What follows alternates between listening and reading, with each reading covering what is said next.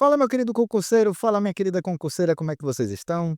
Sei que você estava esperando material de características dos vegetais e animais, mas hoje a gente vai falar sobre mudanças climáticas e aquecimento global. Por quê? Porque eu percebi que estava faltando a parte de vegetais dentro da apresentação. Enfim, é o corre do concurso, a cabeça já está a mil aqui e a gente acaba se passando de algumas coisas. Então, vamos pro conteúdo. Antes disso, como sempre, aquele velho lembrete. Quem quiser contribuir com o trabalho do canal pode fazer isso doando através do LivePix, escaneando o QR Code com a câmera do celular ou através do link aqui abaixo, tá? Ou considerar se tornar membro a partir de R$ 4,99. Lembrando que para escanear o QR Code tem que ser com a câmera, não pode ser com o aplicativo do bando, tá bom? Porque é uma intermediadora de pagamento. Dito isso, bora pro vídeo. Aquecimento global e mudanças climáticas. Vamos começar falando do mais abrangente. O que são as mudanças climáticas? As mudanças climáticas nada mais são do que o processo de quê, gente? Transformação do clima no planeta, tá? E essa transformação, ela não é algo que é, digamos assim, ocasionado necessariamente por nós, tá?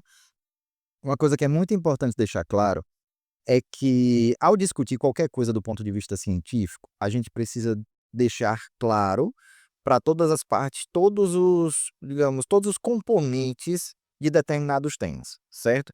Então, vamos aqui, alterar um pouco a nossa percepção. As mudanças climáticas não ocorrem necessariamente por nossa causa.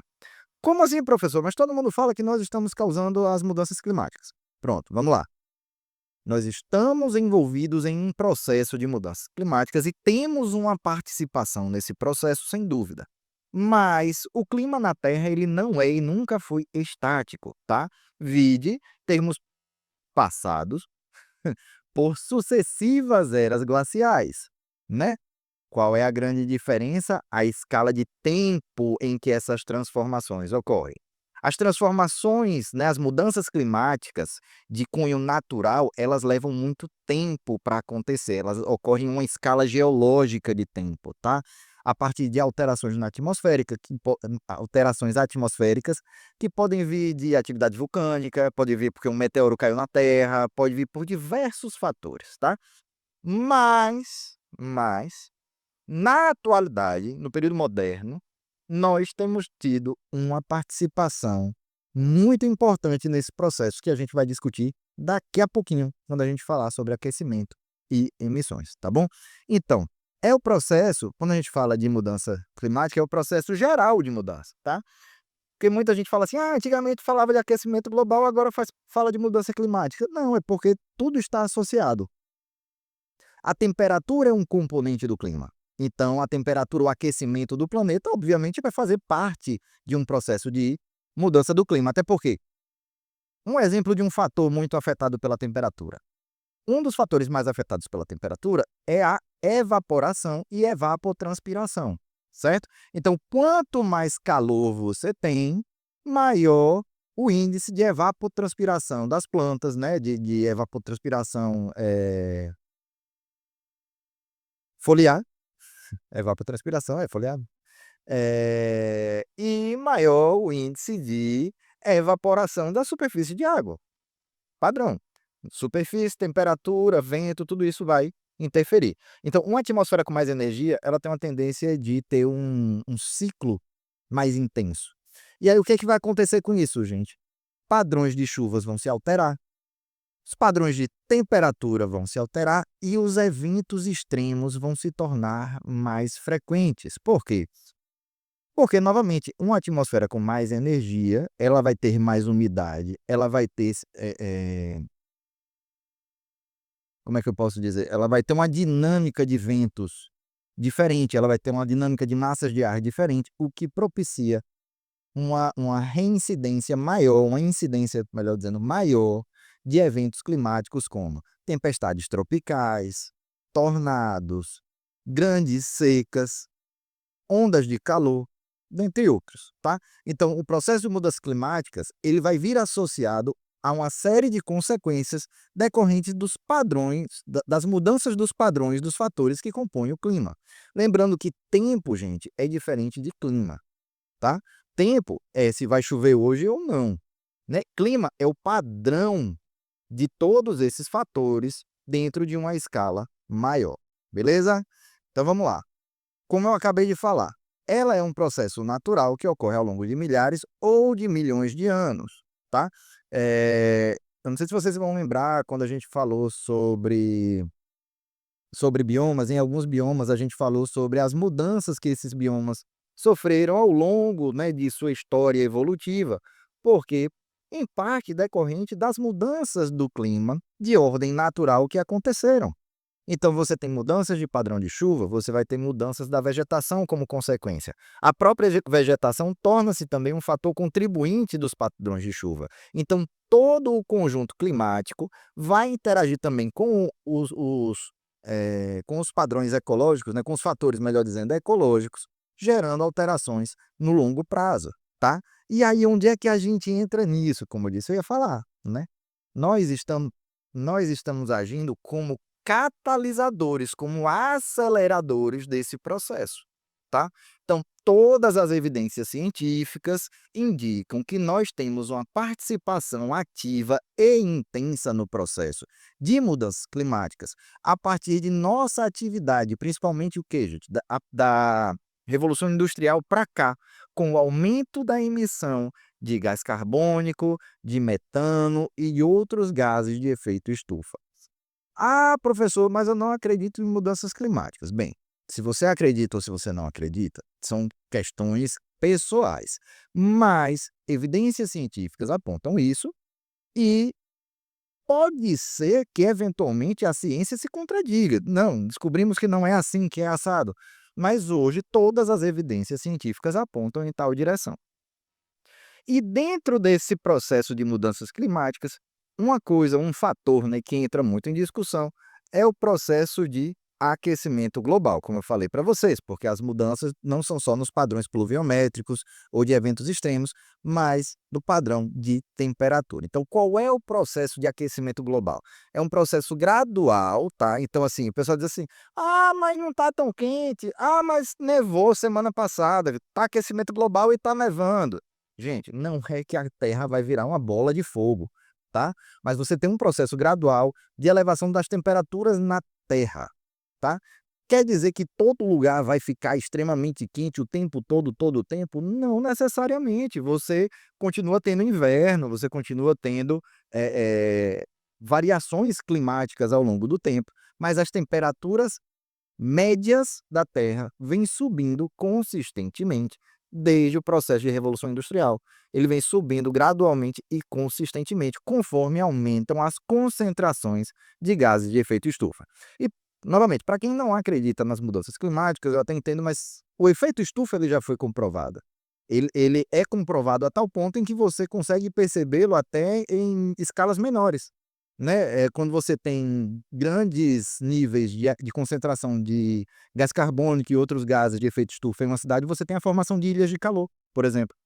Então, se a formação de ilha de calor, através da emissão de gases de efeito estufa, consegue aquecer uma cidade, talvez, vou propor a você uma reflexão, talvez, só talvez, né, retirar milhões de toneladas de hidrocarbonetos da crosta terrestre, queimá-lo e lançá-los na atmosfera, possa ter uma contribuição, digamos assim, no aquecimento a nível global, né. Então, assim, não vou tentar convencer vocês, mas para o concurso, vamos considerar que seja verdade, tá certo? Vamos lá.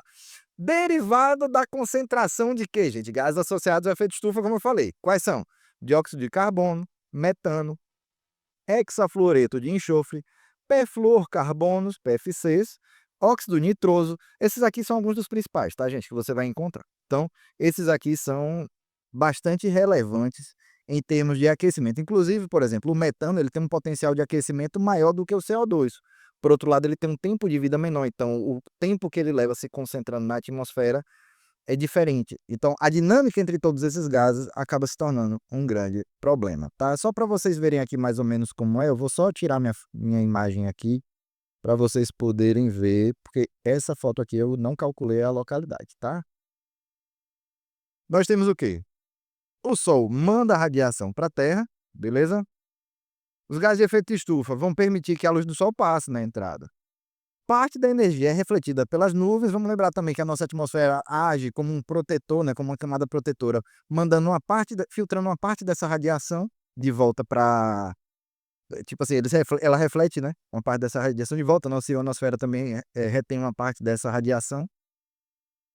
Parte da energia solar vai ser refletida, mas tem um porém: parte da energia que é refletida da superfície terrestre, esses gases têm a capacidade de retê-lo. Então, na subida aqui, ele vai ficar preso e vai retornar essa energia térmica aqui de volta, tá bom? Então vai gerar um aumento do calor, né, que nós percebemos na nossa atmosfera. Eita, eu fiquei fino em botar as coisas atrás de mim dessa vez. Então, como é que a gente comprova isso, gente? Como eu falei, né, eu fiz aquelas observações para quem não acredita, porque assim, não estou tentando converter ninguém, tá? Mas a gente está falando a nível de concurso, a gente está falando a nível de discussão científica, então a gente trabalha em cima de evidências científicas, certo? Então, primeiro ponto, a gente tem um aumento substancial na concentração de gases do efeito estufa, desde a era pré-industrial até os dias de hoje, tá? Saímos aqui de 278 partes por milhão para 417 partes por milhão. Isso é algo significativo. A gente tem que considerar também, gente, que todos esses estudos levam em consideração comparações com modelos históricos. Como assim comparações?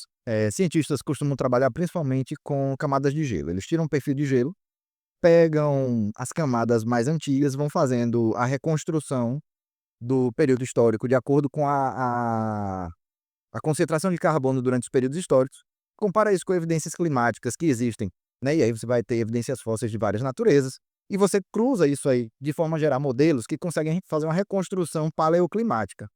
A partir disso aí, você tem como estimar, né, de certa forma, fora outros modelos mais modernos que eles utilizam, né, que eu não domino, então não vou nem entrar aqui no mérito, mas o IPCC, por exemplo, eh, ele centraliza muitas dessas pesquisas, mas tem inúmeros pesquisadores trabalhando com isso no mundo, que fazem projeções de acordo com cenários de aumento da concentração de gases do efeito estufa, tá?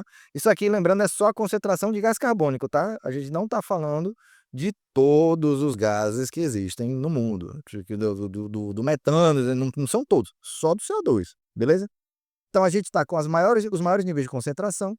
A gente tem evidências que apontam. Isso aqui tá, é uma informação que eu encontrei algumas discrepâncias, mas todas elas apontam uma elevação significativa. Eu encontrei algumas fontes que apontam 0,9, algumas que apontam 0,97, 1,2. Eu fiquei com essa aqui da NASA de 1,1, tá? Então, a gente tem já um registro histórico de aumento de 1,1 grau. Pode parecer pouco, mas isso afeta várias interfaces ambientais. Isso afeta, por exemplo, processos migratórios de aves, isso afeta processos ecológicos de interação entre espécies, isso afeta, por exemplo, os corais, os recifes de coral, que estão passando por um processo de acidificação, que eu vou explicar para vocês daqui a pouco por que ele acontece. Então tem uma série de fatores de fatores ambientais que vão ser afetados por esse 1,1 grau. Agora bote aí 2, 3, 4 graus, para a gente ter uma ideia mais ou menos do que pode acontecer, certo? Então a gente teve em 2023 registros alcançando até 425 ppm. E aqui falando sobre as evidências, né, que eu acabei de falar com vocês, dos fatores ambientais. A gente tem indicadores quantitativos e a gente tem também evidências de consequências já desse processo. Quais são?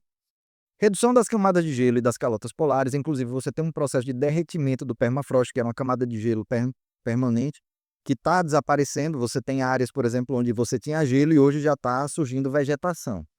Isso demonstra que, de fato, está havendo uma mudança, e não é uma mudança de uma estação, é uma mudança consistente, que pode alterar alguns desses ecossistemas de forma significativa. E lembrando, muitas dessas geleiras, elas são importantes em ciclos hidrológicos. Por quê? Porque você tem um período de congelamento, né, neva lá em cima, chove, congela, retém. Quando chega a primavera, você tem o processo de derretimento, e essas geleiras abastecem aquíferos e abastecem rios. E isso vai ser importante para uma série de espécies, uma série de ecossistemas, inclusive para algumas pessoas. Existem lugares onde as pessoas se abastecem a partir dessa água que vem do derretimento de geleira. Então, eh, Até mesmo essa perda já pode ter impactos também para o ser humano, certo? O processo de acidificação dos oceanos, os oceanos são grandes sumidores de carbono, eles têm uma grande capacidade de absorver carbono, só que isso gera uma alteraçãozinha do pH. Essa alteraçãozinha no pH leva à morte dos recifes de coral. O recife de coral, ele parece uma árvore, ele tem jeito de árvore, ele é séssil como uma árvore, mas ele é um animal, certo? E esse animal, na verdade, ele é uma colônia de animais, ele é um quinidário, tá? E é uma colônia de animais. Uma pequena pausa para uma intervenção, porque eu achei interessante trazer um detalhamento um pouquinho maior sobre esse branqueamento, que eu esbarrei com uma questão de concurso que perguntava a respeito disso, tá?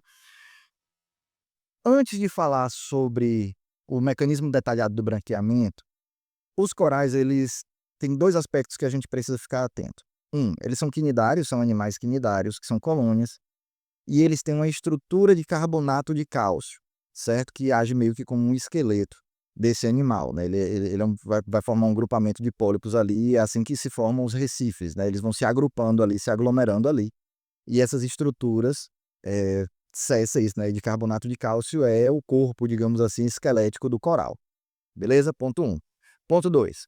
As cores dos corais vêm de algas chamadas zooxantelas, que vão formar uma relação simbiótica com os corais, onde elas vão fornecer nutrição para esses corais, e os corais têm aquela estrutura protetora ali delas, onde elas vão se beneficiar também. Ok. Quando você tem o aquecimento global em ocorrência, né, quando você tem ele em funcionamento, não só a temperatura da atmosfera, mas a água do oceano também vai elevar o nível de temperatura. Então, além da acidificação, você tem também o aumento da temperatura da água, só que mesmo esse aumento não sendo tão significativo por vezes, essa relação simbiótica entre essas algas e esses corais, ela é bastante sensível. Quando tem o estresse térmico dessas algas, isso gera um estresse metabólico. Isso faz com que elas se dissociem, elas saiam desses corais, elas são expulsas desse coral, tá? Elas vão embora desse, tipo assim, elas deixam de ficar presentes ali naquela estrutura, e com isso o coral perde essa fonte de nutrientes e fica branco. Para além disso, o processo de acidificação que eu expliquei, o ácido, ele vai reagir com o carbonato de cálcio, ele vai enfraquecer essa estrutura do coral. Então ele tem a perda da sua fonte de nutrientes e ele tem um enfraquecimento de sua estrutura esquelética ali, né. Novamente, é um esqueleto, entre aspas, não é um esqueleto como a gente entende, mas como estrutura de sustentação. Isso torna ele mais vulnerável à morte por falta de nutrientes, torna ele mais vulnerável a patógenos, enfim, isso torna ele mais vulnerável. E se esse processo de branqueamento não é revertido, porque retornando à temperatura, né, aceitável, digamos assim, o coral pode se regenerar desse processo e recuperar a sua coloração e recuperar o seu processo simbiótico ali com o repovoamento por essas algas. Mas se esse branqueamento dura tempo suficiente, o coral acaba morrendo, tá bom? Então, eu achei interessante trazer esse ponto, porque eu esbarrei com uma questão de concurso a respeito disso aí, tá certo? Então, retomando o conteúdo que eu gravei para vocês. E a gente chama isso aqui de branqueamento, tá? A gente chama de branqueamento, em inglês do bleaching, que é como se, tipo, basicamente jogou água sanitária nos corais, entendeu? Qual a consequência disso? Os recifes de coral, eles servem de berçário para muitas espécies marinhas. Espera-se que isso tenha um impacto significativo nos estoques pesqueiros, juntamente com a degradação dos manguezais que nós também estamos causando. Então a gente tem um potencial de ter um comprometimento dos estoques pesqueiros dos oceanos, e aí a gente vai ficar, provavelmente, por que que eu falo potencialmente, provavelmente? Porque a gente está trabalhando com modelos teóricos, modelos, estatísticos, obviamente, né, que tem uma metodologia para se traçar, mas não há como ter certeza de qual o nível de impacto que a gente vai sofrer, mas existem indicativos de que a gente vai ficar muito mais dependente da criação de peixes, né, da piscicultura, para poder ter o abastecimento humano, fora os impactos terríveis que isso vai ter em termos de ecossistema, né, de cadeia alimentar, de teia trófica como um todo, beleza? Aumenta a frequência de eventos climáticos extremos, como eu expliquei para vocês, né, você aumenta o calor, você vai aumentar a umidade dentro da atmosfera, você aumenta o aquecimento, você vai mudar a corrente de ar, você vai ter aceleração de certos processos climáticos atmosféricos que vão desencadear, eh, extremos climáticos, como, novamente, tempestades tropicais, furacões, ciclones, etc.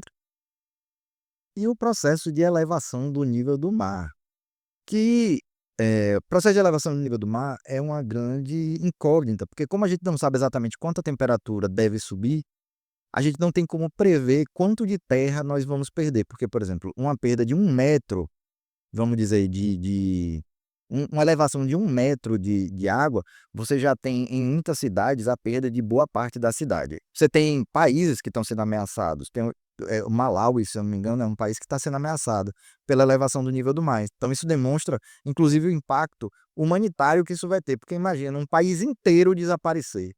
Para onde essas pessoas vão? Né? Porque tem muito país que não vai querer receber, né? E aí esse pessoal vai ficar onde? Vai pra Atlântida? Não vai, gente.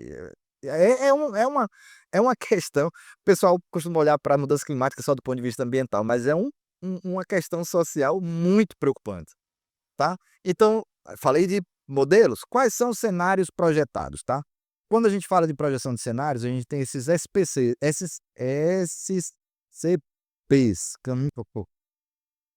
SSP, Shared Socioeconomic Pathway, que são caminhos socioeconômicos compartilhados, tá? Eles vão integrar fatores humanos aos fatores das emissões. Antigamente, costumava-se traçar esses cenários utilizando só os fatores ambientais. Só que começou a se traçar uma série de aspectos geopolíticos e uma série de aspectos econômicos, como a continuidade ou ampliação do uso de combustíveis fósseis, porque é uma realidade. Apesar da gente falar tanto de mudança de matriz energética, tem países que estão ampliando a sua exploração e uso de combustíveis fósseis, né? Você tem países que estão ampliando o uso de matriz energética que não é renovável. E aí você tem uma série de cenários que foram traçados, que vão desde um cenário aí i ideal, né, o menos pior, com a variação de 1,2 a 1,7, com uma estimativa central aqui a longo prazo de 1,4 graus Celsius, certo? Até um cenário quase cataclísmico aqui, onde você vai ter uma estimativa central de 4,4 e uma variação muito provável de 3,3 a 5,7. Esse cenário aqui, gente, é considerando aumento de combustíveis fósseis, disputas comerciais, enfim, uma série de fatores socioeconômicos que, ao invés de tentar reduzir as emissões, vão impulsionar as emissões dentro de um possível processo de crise econômica, tá? Então, assim, por que eu estou falando dentro de um processo de crise econômica? Porque se entrar em crise, os países têm uma tendência de deixar o meio ambiente em segundo plano, tá? A gente já está vendo aí que tem país, por exemplo, que saiu do Acordo de Paris e está querendo, ó, liga as máquinas, liga os fornos, joga madeira que o pau vai quebrar aí, viu? Tem país que tá nessa onda aí, né? Aí vai fazer o quê, né? Cada um tem sua autonomia territorial, sua soberania. Então, vamos lá. E quais são os impactos socioeconômicos, né? A gente falou dos impactos ambientais e dos modelos. Falei agora há pouco. Perda de território por inundação, então você sobe o nível do mar, você tem os ciclones e vem inundação, você tem chuvas torrenciais, você tem lugares que estão tendo chuvas quase monsônicas, que não costumavam ter. E aí você tem inundações, aí você tem prejuízos às infraestruturas, tá? Então, pontes não foram feitas para suportar isso, casas não foram feitas para suportar isso, prédios não foram feitos para suportar isso. Por quê? Porque essas mudanças começam a afetar o clima em lugares que não costumavam ter esses extremos. Então, aonde eles já existiam, existem infraestruturas adaptadas. No Japão, por exemplo, tem um aeroporto que ele já é adaptado para sobreviver a terremotos e ciclones. Então, ele é feito de forma aerodinâmica, ele tem amortecedores nas fundações, e tal. No Brasil, a gente não tem nada disso, cara. Então, o o o Brasil, por exemplo, é um país que não está preparado historicamente, tá, para lidar com esse tipo de catástrofe ambiental que vem se formando. Você tem a perda de produção agrícola, porque tanto você começa a ter uma irregularidade do regime de chuvas, você começa a ter um aumento da temperatura e você começa a ter secas eventuais ou mais duradouras do que o normal. Então aqueles veranicos, assim, do nada, você está aqui no meio da estação chuvosa, seca, calor, perde a lavoura, isso tem uma tendência de ter cada vez mais, desculpa, uma frequência cada vez maior desse tipo de situação. E isso também tem uma consequência quando a gente fala do ambiente urbano, que é o quê? Um aumento da demanda por energia e outros serviços, por quê? Com o aumento da temperatura, você aumenta a demanda por ar-condicionado, por ventilador, você tem, em termos de outros serviços, mais problemas de saúde, e isso vai acarretar o quê, por outro lado? Vai acarretar que as pessoas vão sobrecarregar os sistemas de saúde, Então você tem uma série de problemas aqui, só um exemplo, onda de calor extremo já provocou 1000 mortes na Europa, essa notícia aqui foi de 2022, tá. Você tem caso de mais mortes que isso em outros países. Isso aqui foi no continente, mas tem uma notícia acho que específica da França, que teve um índice de morte altíssimo também, não me lembro agora o ano. Calor de 71 graus, gente, 71 graus aqui, só para explicar para vocês, para não ficar parecendo que é fake news, é a temperatura no trilho. Imagine o seguinte, você tem um trilho de metal exposto ao sol, quando dá o pico de meio-dia, a temperatura dele está muito acima da temperatura do ar, certo? Então, o nível de insolação, temperatura do ar, tudo isso tal, 71 graus, o trem não é feita, os trilhos não são feitos para suportar esse tipo de temperatura, você tem uma dilatação dos metais em alta temperatura e deu no que deu, tá bom? Então você começa a ver que a própria infraestrutura não é nem só a gente, nem só o ambiente, mas a própria infraestrutura que nós construímos para apoiar a nossa sociedade, a base da nossa sociedade não está pronta para lidar com esse processo de transformação. Então aqui eu trouxe uma tabela para vocês só demonstrando diferentes cenários, tá? Aqui falando entre 1,5 e 3. 1,5, gente, é a meta do Acordo de Paris, tá? Perda de biodiversidade, porcentagem máxima de espécies com alto risco de extinção em áreas terrestres. Com 1,5, 14%, com 3, 29%. Então, 1,5 de diferença, 1,5 grau de diferença, você vai para 2,1 vezes pior. Seca, população exposta a estresse hídrico, estresse térmico e desertificação. 0,95 bilhões de pessoas com 1,5, 1,29 bilhões de pessoas com 3 graus. Né? Segurança alimentar, custos com adaptação e danos residuais para as principais culturas, passaria de 63 para 128 bilhões. Incêndios, aumenta. Eu estou considerando só os dois extremos, pode passar um por um. Essa tabela aqui eu vou disponibilizar para vocês, como sempre, o PDF, tá? Incêndios, aumento das áreas queimadas na Europa Meridional. 40 a 54% com e-mail, né? Isso aqui é aumento das áreas queimadas, não é quanto da Europa vai queimar, não, viu, gente? Tenham calma. 96 a 187%, 3 vezes pior. Então você vê que um aumento de 1,5, ou seja, você dobrou o aumento da temperatura, mas alguns fatores aqui eles não dobram. Às vezes eles triplicam, por exemplo, fica 150 vezes, 150% pior, né? 1,5. Calor extremo, aumento do número de dias por ano com temperatura acima de 35 graus Celsius. 35 graus Celsius, pra gente que é brasileiro não parece muito não, mas pro europeu é uma pancada, viu? Passa de 45 a 58 para 66 a 87 e etc. Aumento do número anual de ondas de calor, 2 a 4 vezes vai para 8 a 12 vezes. Então vocês veem aqui, né, que a coisa vai se desenhando de forma assustadora. Isso aqui é uma tabela, gente, que eu peguei da World Resources Institute, que compila informações do IPCC, tá? Então, a parte de aumento do nível do mar, por exemplo, eles colocam cenários aqui de até 0,76 metros, né, 76 centímetros de subida, que seria uma subida significativa que afetaria muitos países e geraria uma perda de terra bastante significativa. Beleza? E quais são as fontes de emissão? De onde é que vem todo esse problema? Quais as causas de todo o nosso problema? As principais fontes de emissão atmosférica desses gases que a gente falou vêm da nossa atividade econômica, tá? Então, assim, naturalmente existe um ciclo do carbono, existe um ciclo de todos esses elementos na natureza. A gente age como um acelerador do processo porque a gente pega, por exemplo, uma floresta que cai X árvores por ano e essas árvores vão decompor e vão liberar carbono durante o processo de decomposição, mas parte do carbono vai ser fixado na terra, a gente pega e taca fogo na floresta e perde milhares de hectares e lança centenas de milhares, talvez centenas de milhões de toneladas de carbono ano na atmosfera. A gente, eu digo o ser humano como um todo, tá? Então, a geração de energia é um dos grandes problemas. Em que sentido? A gente tem termoelétricas que lançam emissões significativas, a queima de combustíveis fósseis, e aí não apenas a frota veicular, mas a parte de equipamentos pesados, a parte de aviação, aviões, por exemplo, jatinhos, por exemplo, têm emissões altíssimas per capita, principalmente, né? Porque uma pessoa andar sozinha num jatinho, você tem uma elevação muito grande da emissão para o transporte de uma única pessoa. Então você tem uma distorção aí, né, da emissão per capita. O próprio desmatamento, porque dentro do processo de desmatamento para uso do solo, você vai liberar não só o carbono que está naquela vegetação ali, principalmente se você utilizar a queima do material lenhoso, como você vai também liberar o carbono que está preso no solo, que está fixado no solo. E a atividade de agricultura e pecuária, principalmente pelo revolvimento de solo dentro da preparação para a lavoura, que libera esse carbono que está sequestrado no solo, a questão das emissões do rebanho, o gado ele tem muitos gases metano, ele lança muito metano na atmosfera.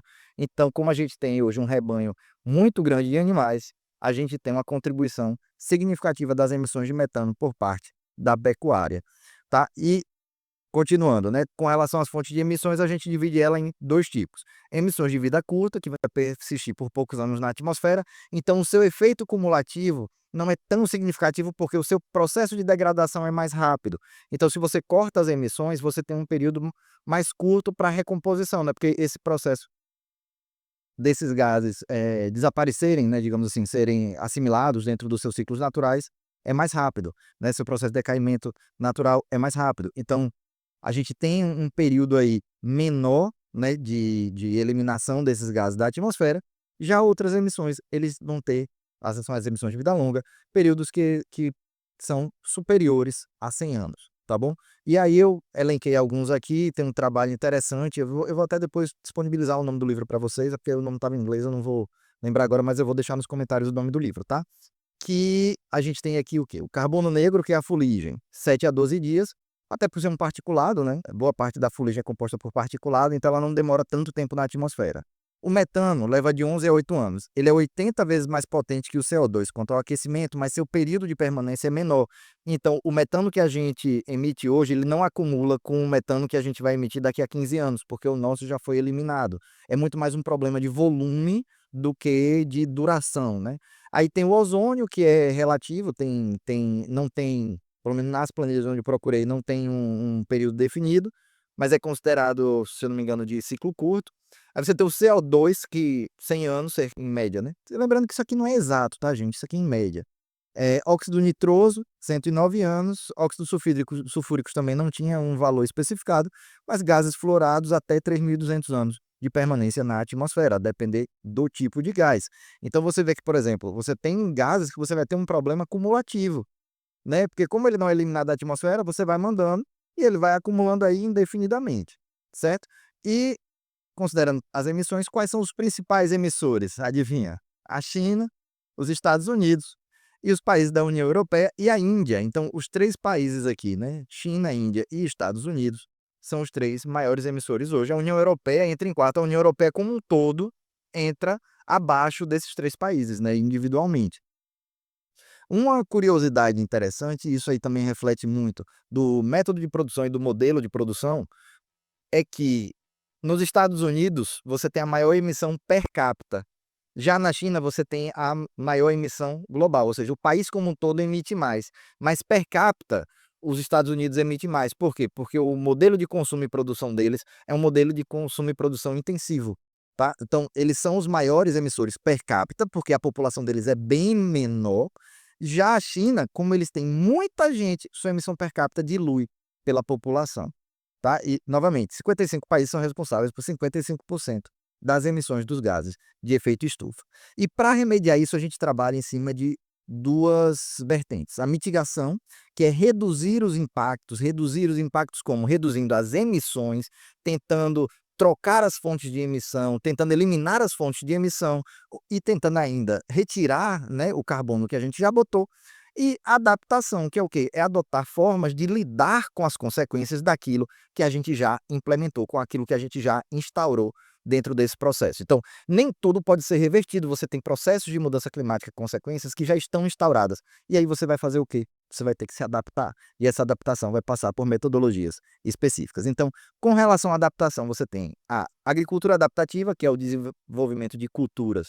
Primeiro, né, sair da monocultura para uma cultura mais diversificada, porque assim você evita grandes quebras de safra, e desenvolver também variedades de cultura que sejam mais resistentes a esse tipo de fenômeno climático. A Embrapa, eu acho que agora em 2023 ou foi 2024, lançou algumas variedades de soja que são mais resistentes ao veranico, já que esse tipo de fenômeno climático tende a ocorrer com maior frequência, acarretando danos à cultura, acarretando prejuízos econômicos e acarretando quebra de safra, e com isso, acarretando o quê, gente? Inflação no preço dos alimentos. tá? Porque vamos lembrar que a inflação do preço dos alimentos, o acesso ao alimento e a precificação dos alimentos afeta principalmente o quê? Os países mais pobres, tá? Então, assim, a gente produz muito, mas o acesso ele é limitado. E mais limitado ainda quando você tem a perspectiva de redução da produção agrícola. Então, a commodity, né? Já que a gente não tem como deixar de falar disso como commodity, porque é a realidade atual,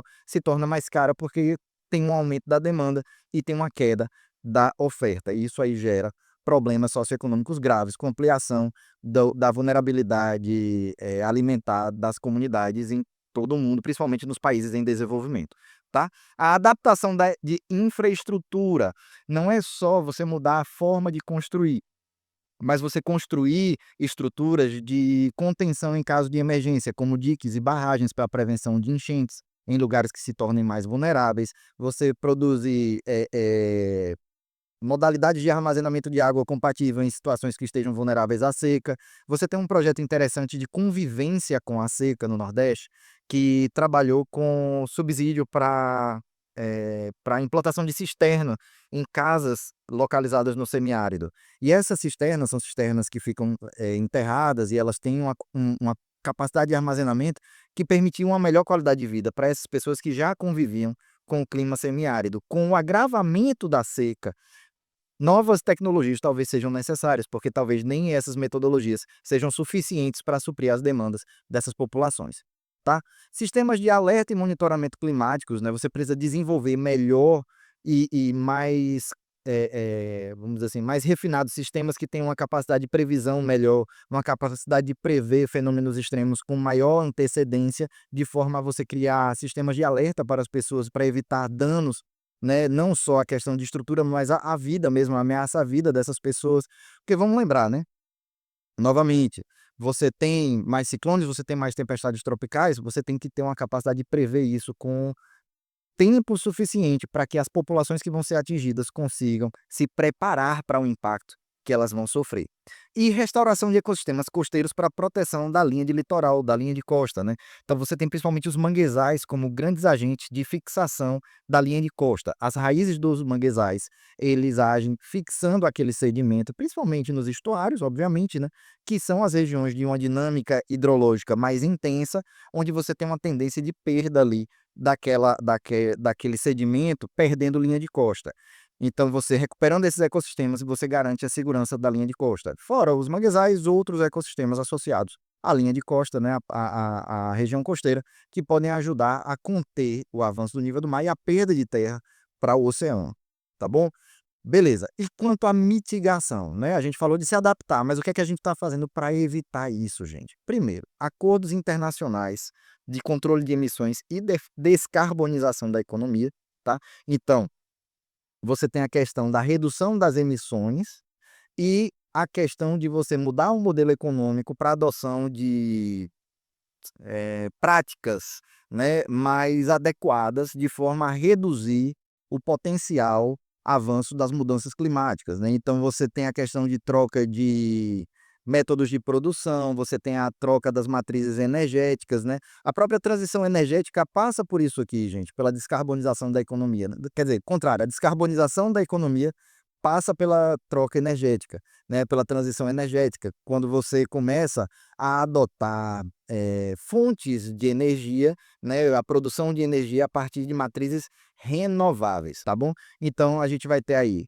com relação aos acordos internacionais, a gente vai ter acordos celebrados entre os diversos países, porque a mudança climática ela é um fenômeno global, então ela precisa ser enfrentada em conjunto. Por quê? Porque os gases de efeito estufa não reconhecem fronteira e clima não quer saber qual é a bandeira do seu país. Então vai afetar todo mundo em algum momento. Obviamente, quem tem mais dinheiro vai conseguir resistir por mais tempo, quem tem menos dinheiro vai sofrer os efeitos primeiro, tá? Então, esses acordos, eles são assinados, né, por diversos países que assumem compromissos em proceder com o controle das emissões e a descarbonização de sua economia, tá? E aí a gente vai ter, passando por isso, a transição energética, que é a conversão de energia fóssil, né, de fontes de energia fóssil para utilizar mais fontes de energia renováveis. O Brasil é um país que avançou muito nessa frente, muito mais inclusive que outros países desenvolvidos, até porque a gente já tem um histórico de produção de energia a partir de matrizes renováveis. Nossa matriz hidrelétrica é gigantesca.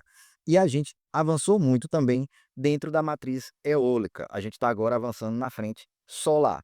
Vamos lembrar, eu estou usando muito, vamos lembrar hoje, mas vamos lembrar que a gente discutiu lá atrás, quando a gente falou de Caatinga, que, por outro lado, parte dessa matriz energética está sendo implantada em áreas de vegetação nativa, o que acarreta desmatamento, que acarreta emissões e outros impactos ambientais. Então é preciso que a transição energética e todas essas outras metodologias, né, de melhoria da relação, né, do balanço de carbono do país, andem junto com iniciativas de conservação, com iniciativas de preservação e conservação ambiental e de desenvolvimento sustentável. Não adianta você ter uma matriz energética renovável se você está destruindo, por outro lado, os remanescentes de ecossistema que você ainda tem no seu país. A neutralização de emissões, que nada mais é do que você tentar buscar um balanço zero, um balanço neutro de carbono, onde você sequestre mais carbono do que o que você emite, ou seja, você tire da atmosfera mais carbono do que você está emitindo, né? Então você vai ter o que? O sequestro de carbono como uma ação importantíssima na neutralização dessas emissões, e a adoção de planos de adaptação às mudanças climáticas, que são planos a nível nacional, a nível regional, que vão trazer as medidas necessárias para se adaptar a essas mudanças que vão acontecer. Porque como a temperatura já subiu, até que você consiga ter o processo de mitigação realmente eficiente, você tem uma tendência ainda de persistência nessa curva, né, de concentração, nessa curva de aumento da concentração de carbono na atmosfera. Então você provavelmente ainda vai ter que lidar com um cenário de elevação da temperatura com relação aos níveis que nós temos hoje, tá bom? Então vamos lá, em termos de acordo internacional, os mais marcantes, né, a gente tem tudo isso aqui, gente, vem através de encontros internacionais, né, de eventos internacionais. A COP, né, que é um evento que reúne, eu nem sei quantos países, eu teria que pesquisar aqui agora, mas são inúmeros países, acho que são mais de 120, 150 países, um negócio desse, que ocorre todos os anos. Isso aí vem desde a Rio 92, tá? Então, assim, essa questão ambiental ela já vem sendo discutida internacionalmente há muito tempo. Mas a gente tem lá em 97 o estabelecimento do Protocolo de Quioto, que começou a vigorar em 2005, que tinha um foco em quem? Em redução das emissões. Os países desenvolvidos, e esse era talvez o ponto-chave, né, foi muito focado nos países desenvolvidos e não estabelecia obrigações para os demais países. Eles se comprometeram a reduzir as emissões em X% até determinado tempo, tá? Não vou entrar em detalhes porque o protocolo de Kyoto ele foi substituído pelo Acordo de Paris. O Acordo de Paris ele já tem um perfil diferente do protocolo de Kyoto. Primeiro, que foi uma coisa um tanto questionada, é que a participação ela contou com metas voluntárias. Então, cada país disse ali mais ou menos o que é que ia fazer para reduzir suas emissões e tal. Por quê? Porque cada um, digamos assim, foi dada uma participação mais geral e cada um meio que participa como pode. Porque você tem países, né, desenvolvidos, como os países da União Europeia, e você tem países em desenvolvimento, e eles não têm como entrar da mesma forma em termos de redução das emissões. Por quê? Porque os países em desenvolvimento ainda estão passando por um processo de desenvolvimento socioeconômico, e dizer a eles pare completamente suas atividades colocaria eles numa posição, por outro lado, de vulnerabilidade socioeconômica de suas populações. Então, cada país, dentro de sua realidade, estabeleceu voluntariamente os seus objetivos. Só que você teve uma diferença, que o parâmetro, né, digamos assim, a meta principal, deixou de ser uma questão de redução das emissões e passou a ser uma meta térmica, em que se deseja alcançar um máximo de aumento de 1,5 graus Celsius até 2100, eu acho. Então você tem que trabalhar dentro de um cenário desse. Não tenho certeza quanto ao ano, gente. Recomendo depois vocês darem uma lida geral nos termos, porque é interessante ter como conhecimento geral para o concurso, tá? Mas não precisa ter, eu acredito que não precisa aprofundar, porque eu acho que não está no edital o Acordo de Paris como ponto do concurso.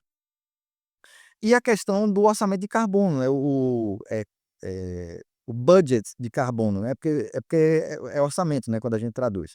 Que basicamente é o quê? Você fez um cálculo do balanço de carbono, quanto a gente emite, quanto o planeta consegue absorver de forma saudável, para que você consiga tentar zerar esse nível de emissão. E esse zerar pode ser tanto através da redução, como através da retirada do carbono da atmosfera. Então, para além disso aqui, um outro acordo internacional que na verdade um compromisso, né, que foi firmado na COP26, O Brasil assumiu o compromisso de zerar o desmatamento no país até 2030, gente. A gente já está em 2025. E se vocês se lembram bem, quando eu falei lá de desmatamento, vocês viram a quantidade de alerta de desmatamento que a gente tem no mapa biomas, né, para lidar. Então, é uma meta um pouco ambiciosa. Tomara que dê certo. Falando agora sobre a transição energética passa pela adoção de matrizes energéticas sustentáveis, então a gente está falando do quê? Hidrogênio verde, matrizes eólicas, matriz solar e, apesar da polêmica, a matriz nuclear. Em que sentido? Porque a matriz nuclear, tem baixas emissões de carbono. Por outro lado, ela tem um problema muito grande ainda de como lidar com os resíduos da produção energética nuclear, tá? Então, enquanto você não desenvolver a fusão nuclear, você vai ter que lidar com esse tipo de situação, quando estiver falando de produção de energia nuclear. Então, assim, é muito polêmico, por quê? Porque o potencial quando acontecem acidentes, o potencial de dano é muito elevado e o resíduo nuclear continua sendo um problema, certo? Fora isso, a questão de eletrificação e modernização dos transportes urbanos, e aí isso passa também pelo fortalecimento dos sistemas de transporte coletivo e redução dos sistemas de transporte individual, para além de eletrificar, porque aí você consegue centralizar o transporte de pessoas de forma mais eficiente. Subsídios públicos para fomentar também a adoção de novas tecnologias. Então, por exemplo, a isenção fiscal para carros elétricos é fundamental. Por quê? Porque boa parte dessas tecnologias, e aí agora eu vou falar de uma polêmica, vamos discutir aqui uma polêmica, tá? Precisamos eletrificar a frota. Precisamos parar de emitir carbono. Compra aqui meu carro híbrido, só R$ 200.000. Cara, sabe, tipo assim, criou-se um cenário de transição energética, criou-se um cenário de transformação da frota, só que é uma tecnologia inacessível, absolutamente inacessível, na maior parte do mundo, porque a maior parte do mundo não é feito por americanos, não é feito por alemães, é feito por membros de países em desenvolvimento.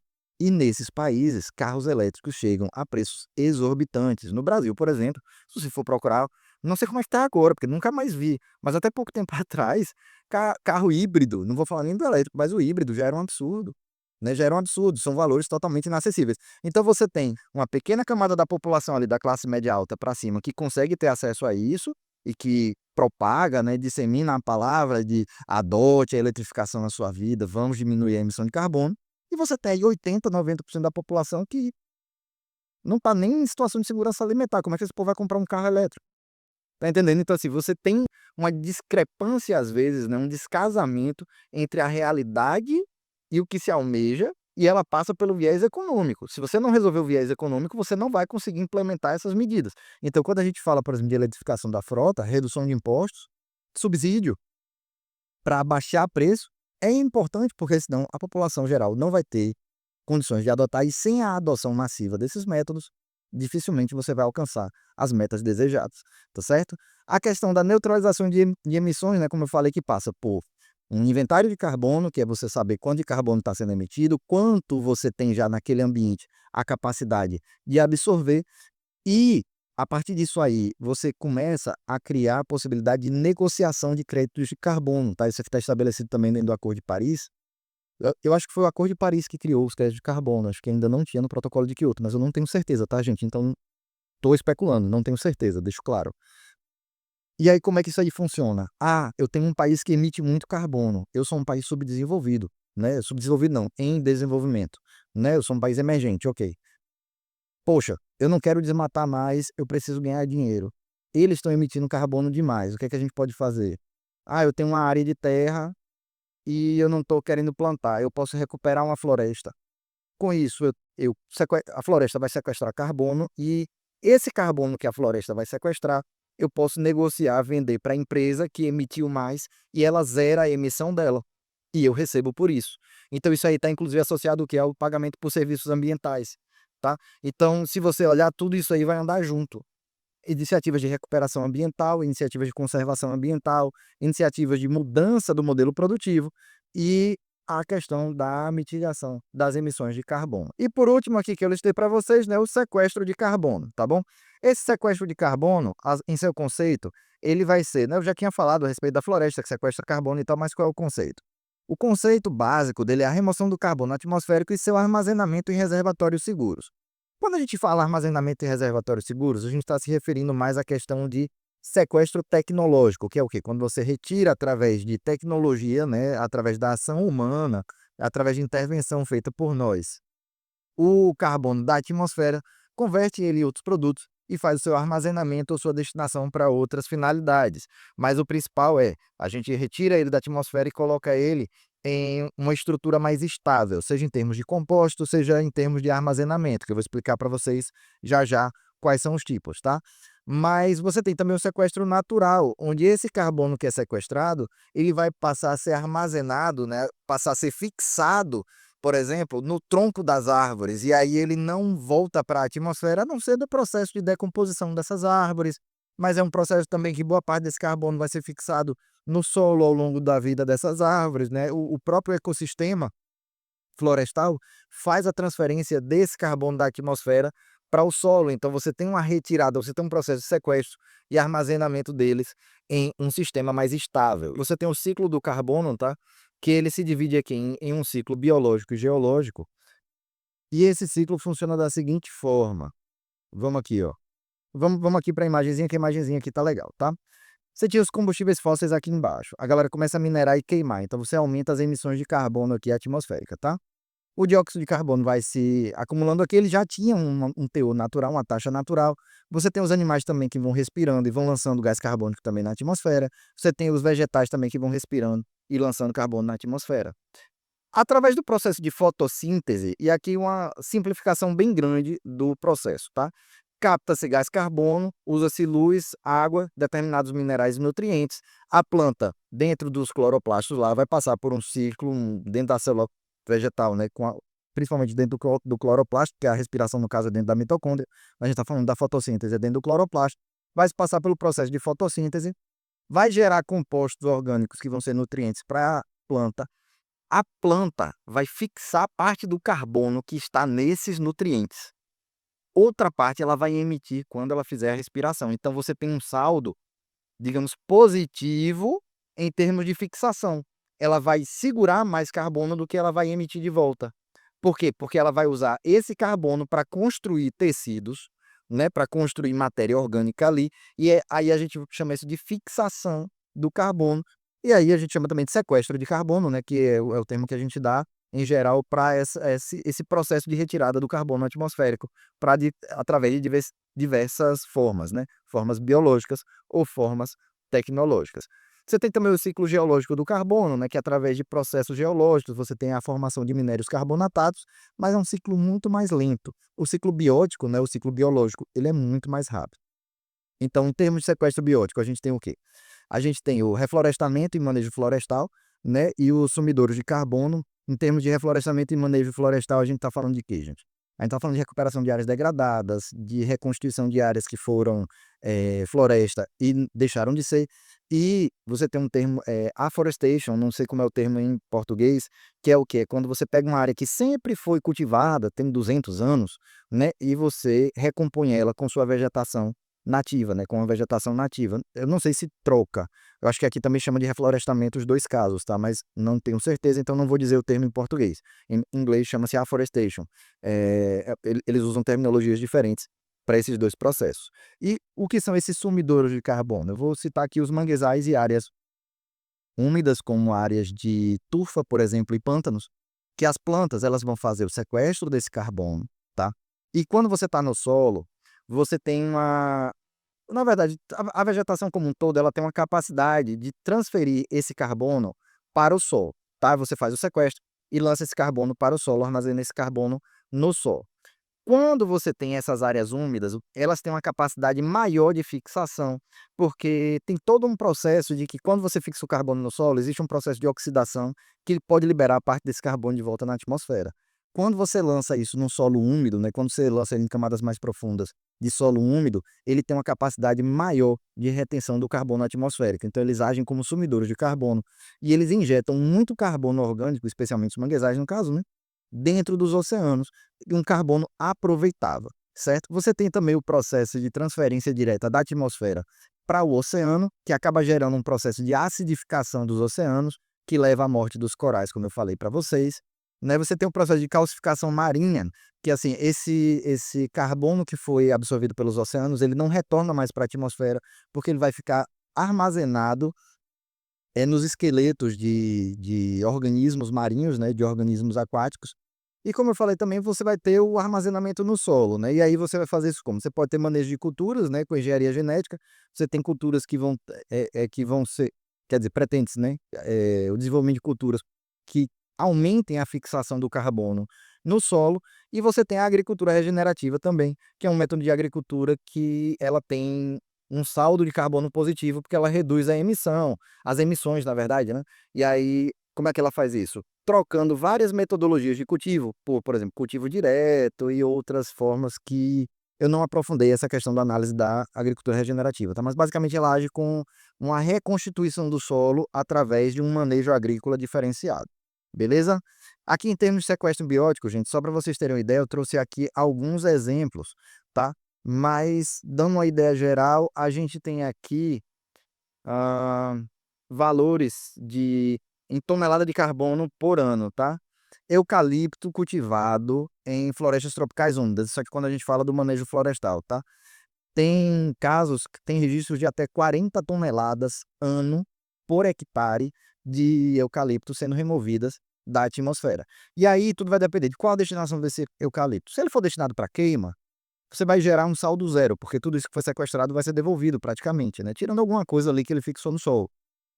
Se você tem esse eucalipto, por exemplo, manejado para fins, por exemplo, de, mobília ou outras destinações que você não vai ter a destruição daquela madeira e a decomposição dessa madeira, ela va ele esse carbono ele vai permanecer, retido por mais tempo. Só que para além disso, você tem aqui outras formações, você tem aqui, por exemplo, florestas de coníferas, florestas, tropicais, né, florestas temperadas tropicais aqui, ó. Floresta tropical, aqui a gente não está falando de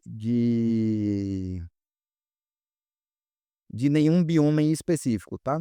Ah, a gente tem aqui em média 25,3 toneladas ano por hectare, né, então você tira aí, vamos dizer, 1.000 hectares seriam 25.000 toneladas por ano, e isso durante o período, né, das idades de 0 a 20 anos da floresta. A gente está falando aqui, gente, de florestas plantadas, tá, por isso que eu trouxe o eucalipto e eu falei do manejo florestal. Tem esse artigo aqui que ele é bem interessante, que ele vai falar a respeito das taxas, porque na verdade ele pega vários estudos e vai lhe apresentar esses valores e vai consolidar a partir de metadados para lhe dar uma análise geral, né. Aí você tem aqui, pronto, um aspecto interessante aqui, ó, recuperação de manguezais. Você vai ter mais de 15 toneladas por hectare ano, tá. Isso aqui falando de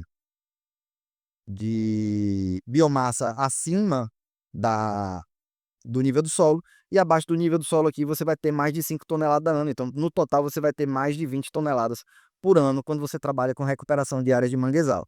Quando você parte para o longo prazo, como a gente está falando de uma média, essa média tende a cair por quê? Porque uma floresta mais madura ela vai sequestrar menos carbono, mas não quer dizer que ela deixe de sequestrar. Você vê aqui que no espaço de tempo de 0 a 60 anos, a biomassa aqui vai estar sequestrando, né, algo entre acho que cerca de 7 toneladas ano, tá aqui mais ou menos aqui entre os 5 e o 10, então 7 a 8 toneladas ano por hectare, né, isso falando de uma vegetação entre 20 e 60 anos, né, uma floresta mais madura. Porque novamente, como ela já teve a maior parte do seu desenvolvimento, a gente está falando mais do processo de fixação do carbono, criação de folhas, e o crescimento dela também vai passar por um processo de desaceleração. Aí como eu lhe falei, né, como eu falei a vocês, a gente tem a questão do sumidouro oceânico, né, dentro dos processos geológicos, o gás carbônico ele vai ser dissolvido diretamente na água, isso vai levar a depender da situação, né, pelo aquecimento, com o aumento das temperaturas, você está levando a um processo de acidificação que está gerando danos à biota marinha, né, e você tem os processos geológicos, como eu falei, da carbonatação. Não vou entrar em detalhes não, porque a gente já falou sobre isso, né, eu acabei me antecipando aqui ao slide, tá certo? E agora falando do sequestro tecnológico, tá? Ah, gente, e aí é onde você vê, você tem uma série de ecossistemas que prestam esse serviço de graça pra gente, tá? Você tem aí florestas sequestrando carbono, manguezais sequestrando carbono, manter daí o nosso balanço. O que é que a gente faz? Toca fogo em tudo e joga tudo na atmosfera. Aí depois você pega e diz assim: "Ah, eu vou criar uma máquina para capturar o carbono do ar". né? Então você tem o processo de captura direta do ar, você tem usinas que fazem isso, né? Elas fazem a captura direta do ar, elas passam por um processo depois de separação do ar e do carbono e utilizam esse carbono para a síntese de outros materiais. Você tem a captura com armazenamento também, que o que é que você faz? Ah, velho, eu tenho que me livrar desse carbono, eu vou fazer o quê? Eu vou botar ele de volta onde ele estava, vou injetar ele em camadas extremamente profundas do solo. Lá ele daqui a um tempo vai passar por processos geológicos onde ele vai ser incorporado, né, dentro dos processos geológicos às rochas e tal, vai carbonatar lá as rochas e vai gerar outros compostos de outras rochas. Mas o principal vai ficar lá debaixo do chão. Toda vez que a gente tem um problema, a gente faz o quê, gente? Como ser humano, enterra, né? O que é que a gente faz com lixo? Enterra. O que é que a gente faz com lixo radioativo? Enterra. O que é que a gente vai fazer com carbono? Enterra também, que tá tudo certo, né? Enterrou não é mais problema nosso, é problema daqui a umas gerações. A bioenergia com captura de carbono, e aí a gente tem, por exemplo, a questão. Aí a gente vai ter duas possibilidades, né? A produção de bioenergia com neutralização do carbono, como assim? Vamos dizer, você produz um determinado composto a partir de biomassa, tá? Essa biomassa para ser criada, né, para crescer, ela para evoluir, né, vamos dizer, pronto, falando bem prático assim, o etanol, por exemplo. O etanol, se fosse o etanol puro, não fosse misturado com gasolina, tá? O etanol, ele vem da cana, tá? A cana, dentro do seu cultivo, ela precisa capturar carbono para ela crescer. O carbono que você está queimando é basicamente o carbono que ela capturou. Então, ela não geraria um índice ruim de queima, digamos assim, né? De emissões de carbono. Por quê? Porque como ela capturou para crescer e depois você queimou o que cresceu, você meio que está chegando ali num balanço próximo de zero. Né? Mas você tem alguns problemas, porque você mistura com a gasolina, tem umas outras paradinhas aí para entrar nesse cálculo. E você tem a criação do biochalk, que é um carvão, é um tipo de carvão orgânico que é usado na agricultura também, que você tem a questão da pirólise, da biomassa para a criação desse carvão, que ele tem um saldo de energia positivo, então ele gera energia útil, a depender de como você faz esse processo, e só que ele fixa muito carbono. Aí, esse carbono fixado, o que é que você faz? Você pode usar ele na lavoura, você pode usar ele na cultura, por quê? Porque ele é um composto muito estável. Então, ele demora para ser decomposto e ser lançado de volta para a atmosfera. Consequência disso, você consegue estabilizar esse carbono dentro do solo e você retira ele da atmosfera. Então, saldo positivo também. E por último, você tem a mineralização do carbono, que é basicamente uma captura, você faz a captura do carbono e vai tentar criar compostos minerais diretamente, tá? E de forma a estabilizar esse carbono para que ele não retorne à atmosfera. Não preciso dizer que tudo isso aqui sai bastante caro, né? Se você for pensar, deixar uma floresta em pé sai muito mais barato do que isso. E agora vamos lá, gente. Para encerrar a aula aqui, trouxe umas questõezinhas, tá? 2025 da Fundatec, já teve concurso e já estão pedindo isso. O que é sequestro de carbono e como as florestas nativas contribuem para esse processo? Processo de conversão do carbono em energia elétrica para uso industrial. Isso aqui é emissão, gera emissão, na verdade. O armazenamento de carbono no solo devido à decomposição de materiais orgânicos, vamos guardar essa. A captura de carbono através de técnicas de engenharia genética. A absorção de carbono pela vegetação através da fotossíntese, armazenando em sua biomassa. Então, qual deles aqui vai ser, gente? O armazenamento de carbono no solo devido à decomposição? Não. Na verdade, vai ser a absorção do carbono pela vegetação através da fotossíntese, armazenando em sua biomassa. Então, a gente tem aqui, ó, a letra B. Maravilha. O reflorestamento tem grande potencial de sequestro de carbono no solo e diminuição do fluxo de gás de efeito estufa para a atmosfera.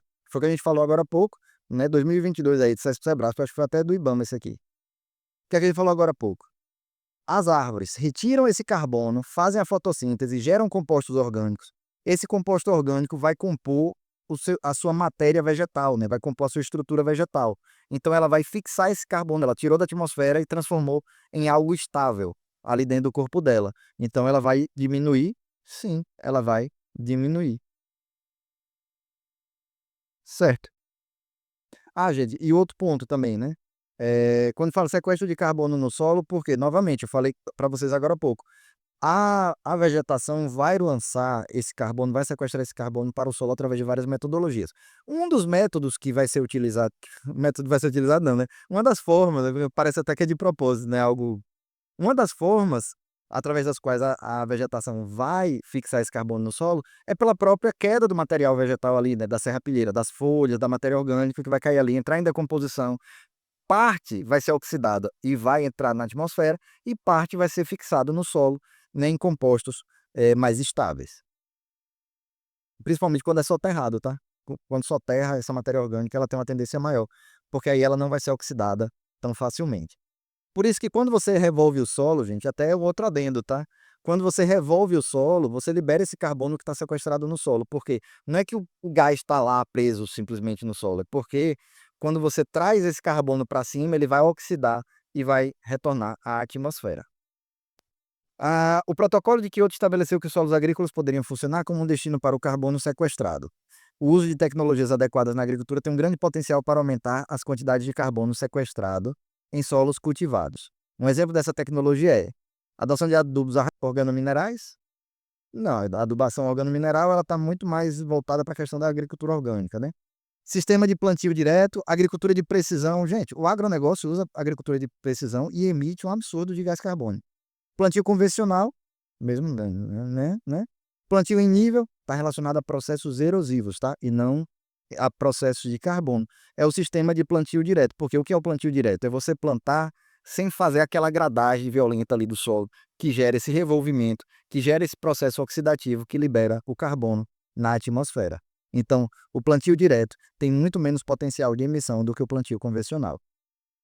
A matéria orgânica é um dos maiores compartimentos terrestres de carbono, funcionando como um sumidouro quando áreas nativas são convertidas em área de cultivo, com revolvimento frequente do solo. Aqui você já matou tudo. Se você tem revolvimento frequente do solo, você tem a oxidação dessa matéria orgânica, então ela vai decompor mais rápido com a emissão de carbono para a atmosfera, tá bom? O processo de pirólise de biomassa e aplicação de biocarvão produzido no solo cria grande estoque de carbono estável, tá? Pirólise de biomassa, aplicação de biocarvão, tá? O biocarvão foi o que eu falei para vocês, é um composto que, gente, estável no solo de longo prazo, devido às características recalcitrantes do material. Ele é resistente à mudança. Então, está certo. E, gente, era isso que eu tinha para conversar com vocês sobre mudanças climáticas, aquecimento global, mitigação e adaptação ao negócio. Então, os 2 pontos do concurso aí que a gente conseguiu matar na aula de hoje. Gente, espero que vocês tenham gostado do conteúdo. Estou à disposição de vocês, como sempre, para tirar dúvidas aqui nos comentários, tá?